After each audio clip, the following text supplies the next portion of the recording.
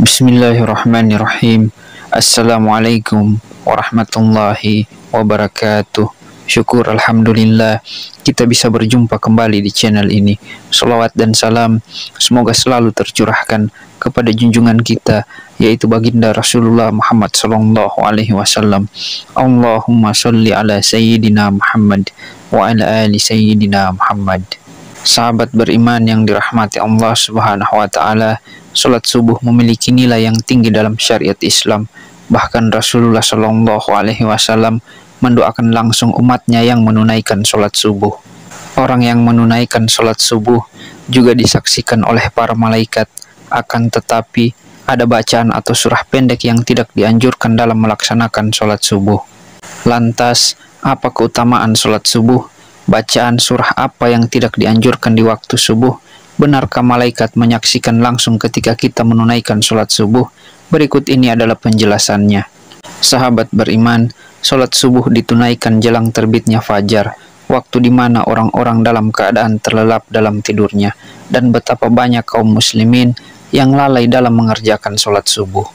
Mereka lebih memilih melanjutkan tidurnya ketimbang bangun untuk melaksanakan sholat.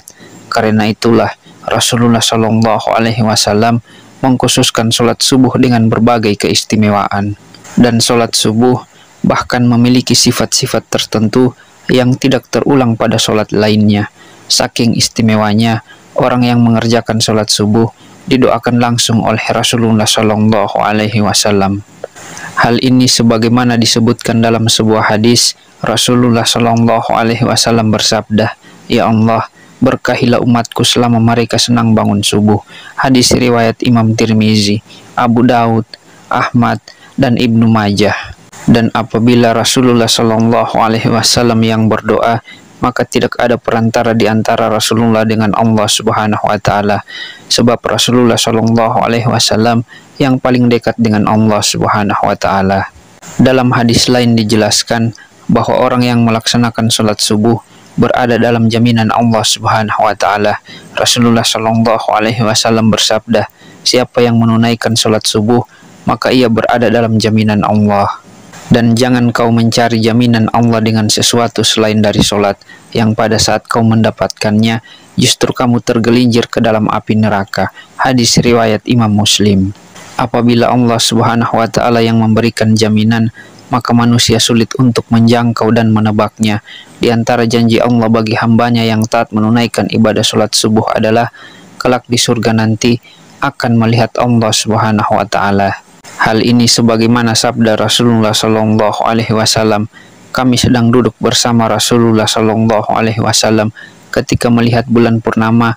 Beliau berkata, 'Sungguh kalian akan melihat Rabb kalian sebagaimana kalian melihat bulan yang tidak terhalang dalam melihatnya. Apabila kalian mampu, janganlah kalian menyerah dalam melakukan sholat sebelum terbit matahari dan sholat sebelum terbenamnya matahari, maka lakukanlah." Hadis riwayat Bukhari dan Muslim.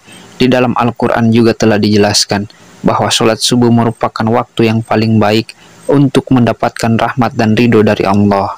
Dan Allah Subhanahu wa taala berfirman, "Dan bersabarlah kamu bersama dengan orang-orang yang menyuruh Tuhannya di pagi dan di senja hari dengan mengharap keadaan dirinya, dan janganlah kedua matamu berpaling dari mereka karena mengharapkan perhiasan kehidupan dunia. Dan janganlah kamu mengikuti orang yang hatinya telah kami lalaikan dari mengingat kami serta menuruti hawa nafsunya." Quran Surah Al-Kahfi ayat 28. Lantas, surat apa sajakah yang tidak dianjurkan dibaca ketika sholat subuh? Sahabat beriman, begitu utama dan istimewanya sholat subuh sampai ada bacaan surah tertentu yang tidak dianjurkan. Dalam Quran Surah Al-Isra ayat 78 menjelaskan bahwa malaikat menyaksikan langsung orang yang menunaikan ibadah sholat subuh.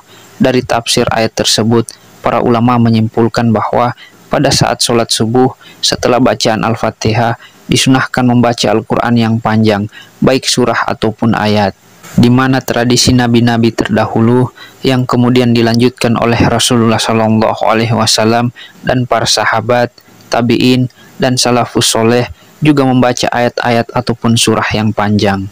Ketika menjadi imam sholat subuh, maka dari itu seorang imam sholat subuh setelah membaca surah Al-Fatihah, janganlah membaca surah pendek, apalagi super pendek seperti Al-Ikhlas, Al-Falaq, dan An-Nas. Ini bukan masalah sah dan tidak sahnya dalam bacaan sholat, melainkan masalah untung dan rugi. Perkara sah sudah pasti sah, akan tetapi rugi karena disaksikan oleh banyak malaikat.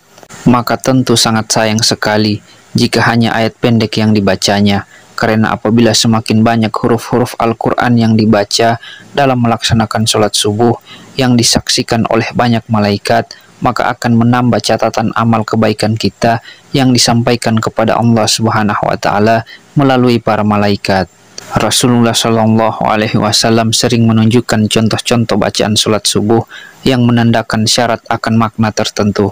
Ada beberapa riwayat Rasulullah Shallallahu Alaihi Wasallam disebutkan sering membaca surah Al-Waqiah, surah At-Sur, surah At-Takwir. Rasulullah Shallallahu Alaihi Wasallam juga biasa membaca surah Ar-Rum, surah Yasin, dan surah As-Safar. Sahabat beriman yang dirahmati Allah Subhanahu wa Ta'ala, Allah telah menyiapkan pahala yang luar biasa bagi mereka yang membiasakan dirinya untuk sholat subuh tepat pada waktunya, dan pahalanya bahkan sebanding dengan sholat semalam suntuk. Janji pahala ini sebagaimana sabda Rasulullah Shallallahu Alaihi Wasallam, barang siapa yang sholat subuh berjamaah, maka seakan-akan dia telah melaksanakan sholat semalam suntuk. Hadis riwayat Bukhari. Memang sebagian orang lalai mengerjakan sholat subuh karena malas bangun pagi, padahal secara ilmiah bangun pagi dan menunaikan ibadah sholat lebih baik daripada tidur pulas dan bermalas-malasan. Di dalam ilmu sains menjelaskan pembuluh darah manusia akan mengembang pada tengah malam terakhir sampai menjelang siang. Kemudian secara berangsur-angsur sekumpulan sel darah akan mengumpal pada dinding pembuluh sehingga terjadi penyempitan. Inilah yang mengakibatkan tekanan darah tinggi. Dari segi medis pun mendukung aktivitas pagi untuk kesehatan tubuh. Sholat subuh yang memicu orang bangun pagi juga akan menjadi penerang pada hari kiamat, hari di mana orang-orang akan ketakutan. Rasulullah Shallallahu Alaihi Wasallam bersabda, berilah kabar gembira bagi orang-orang yang berjalan di kegelapan malam menuju masjid untuk mengerjakan sholat subuh dengan cahaya yang terang benderang pada hari kiamat. Hadis riwayat Abu Daud, Tirmizi, dan Ibnu Majah. Sholat subuh yang dilaksanakan pada pergantian malam dan siang dimulai menjadi hal yang disukai para malaikat, karena pada saat itulah mereka sedang bertugas. Maka dari itu, mereka yang melaksanakan sholat subuh pada awal waktu, maka akan disaksikan langsung oleh para malaikat, baik itu malaikat yang bertugas pada malam hari maupun di siang hari. Allah Subhanahu wa Ta'ala berfirman, dan dirikanlah sholat subuh. Sesungguhnya sholat subuh itu disaksikan oleh para malaikat. Quran Surah Al-Isra ayat 78. Sahabat beriman, begitu istimewanya menunaikan ibadah sholat subuh. Selain mendapatkan pahala dan baik dari segi medis, juga disaksikan oleh para malaikat. Dan itulah beberapa keistimewaan sholat subuh. Semoga kita semua dimudahkan untuk melaksanakan sholat subuh secara berjamaah yang pahalanya begitu besar sehingga lebih baik daripada dunia dan seisinya. Amin, amin ya rabbal alamin. Demikian apa yang bisa saya bagikan pada kesempatan kali ini.